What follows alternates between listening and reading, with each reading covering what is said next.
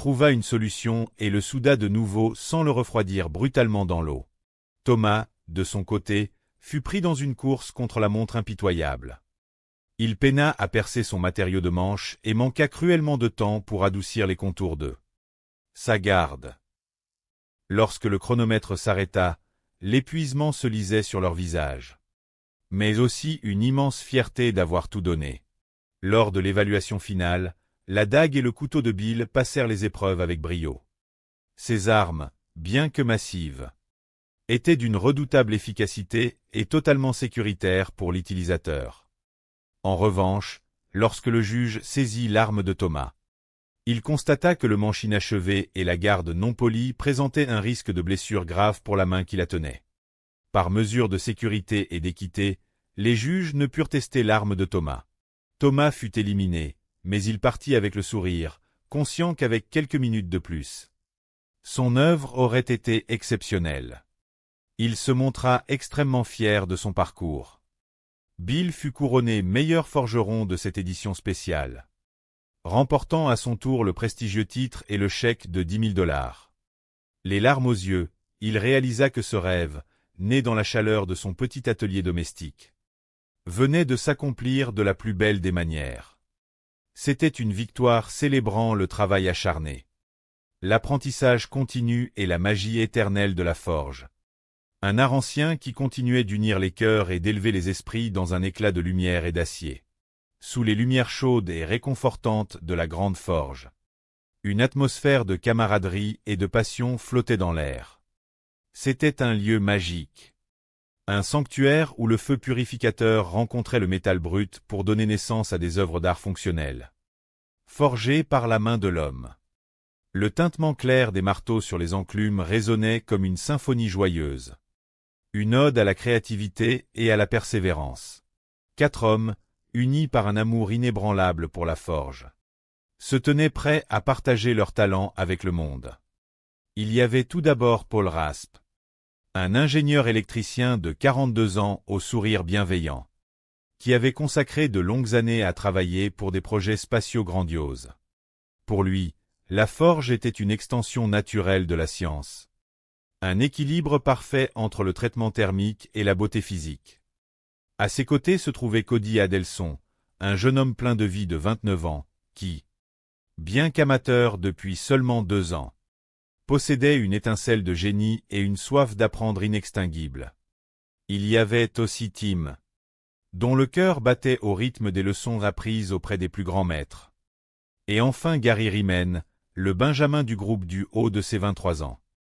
Gary, avec ses 5 années d'expérience, apportait une énergie bouillonnante. Quand il forgeait avec ses amis, c'était toujours un merveilleux désordre. Une célébration de geeks passionnés par l'art ancestral. Le présentateur, avec une voix empreinte d'admiration, leur souhaita la bienvenue. Ces 4 artisans avaient décidé de participer à une merveilleuse célébration de leur métier. La compétition, amicale mais exigeante, allait se dérouler en 3 manches. À la fin de chaque étape, les juges, des experts bienveillants et passionnés, guideraient les forgerons avec leurs conseils précieux. Le vainqueur repartirait avec une récompense de 10 000 $. Un magnifique tremplin pour sa passion. Les enclumes étaient recouvertes d'un tissu mystérieux. Avec une excitation palpable, les forgerons le retirèrent, découvrant leur premier défi de la journée. Ils devaient réaliser non pas un, mais 2 couteaux identiques en acier de Damas. En utilisant la technique de la boîte de conserve, le tout en 3 heures. Une tâche titanesque, mais qui fit briller les yeux de nos héros. Les paramètres étaient clairs. Les lames devaient mesurer entre 18 et 23 cm de long. Ceux qui passeraient à la 2e manche devraient ajouter une garde et 2 plaquettes pour former un manche complet. Le chronomètre s'enclencha, et la magie opéra. Les forgerons devaient utiliser l'acier d'un vieux sac de frappe. Un matériau inhabituel mais plein de promesses. Paul, avec son esprit méthodique d'ingénieur, décida d'optimiser son temps. Il nettoya méticuleusement son métal, sachant que la moindre impureté pourrait ruiner la soudure.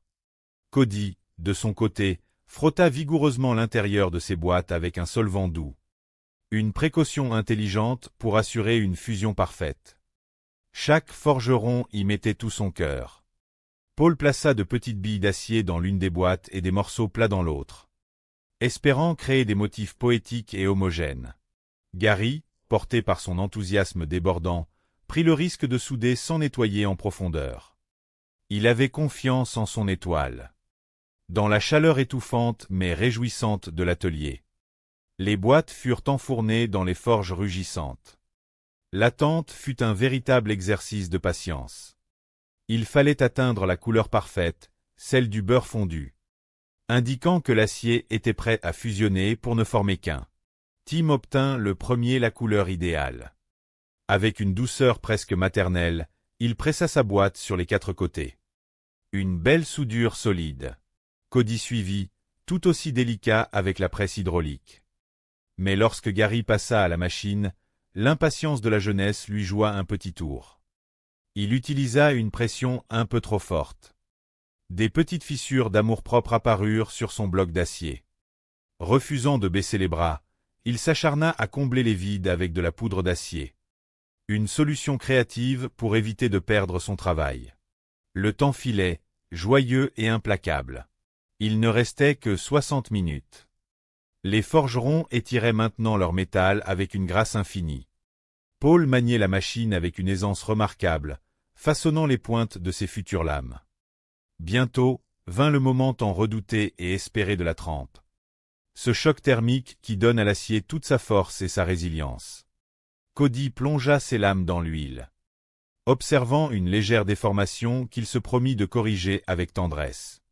Tim Astuciax pinça ses 2 lames ensemble pendant le meulage pour s'assurer qu'elles resteraient de vraies sœurs jumelles. Sa trempe fut un succès total, un moment de pure allégresse. Les 5 dernières secondes s'égrenèrent.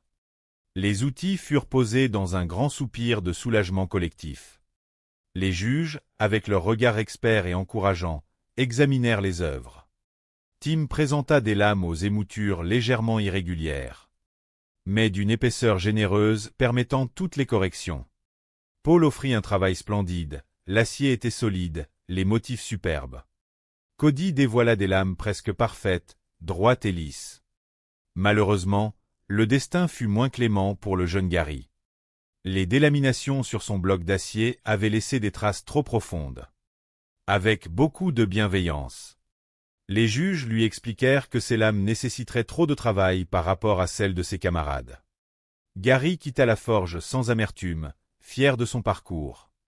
Heureux d'avoir partagé ce moment avec d'autres passionnés d'objets tranchants.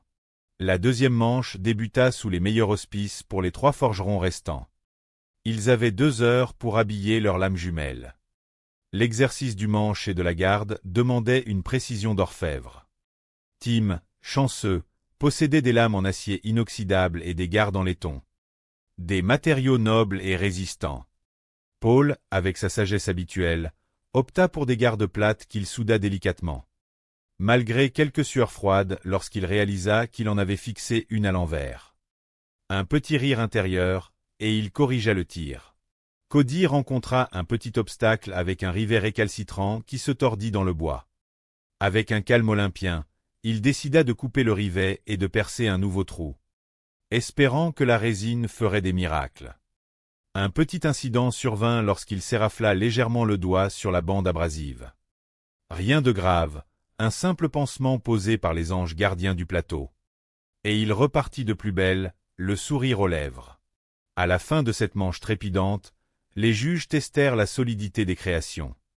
Les lames de Tim montrèrent quelques signes de fatigue sur le fil, et ses manches, bien que travaillées avec amour, s'avérèrent un peu massifs et inconfortables. Les œuvres de Paul et Cody, en revanche, brillèrent par leur ergonomie et leur tranchante impeccable. Avec une immense douceur, les juges annoncèrent à Tim que son aventure s'arrêtait là. L'homme aux citations poétiques accepta la décision avec une philosophie admirable, rappelant que la victoire est éphémère, mais que l'apprentissage, lui, est éternel. Il repartit la tête haute, le cœur rempli de souvenirs précieux. La grande finale s'ouvrit sur un défi magnifique. Un hommage à l'histoire et à l'artisanat de la Renaissance italienne. Paul et Cody retournèrent dans leur